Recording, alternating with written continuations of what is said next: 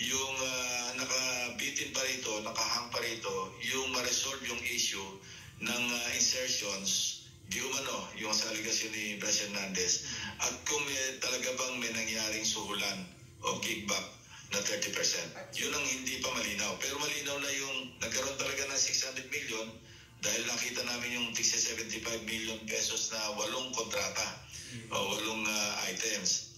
At kay Senator Jinggoy naman yung 7 na mga items sa Sagaa.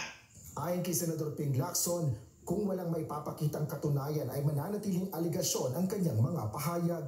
So ang kulang na elemento ron para mag-hold water, kailangan magpakita si Bryce Hernandez ng maski anong proof, ledger man ito o resibo man ito o maski anong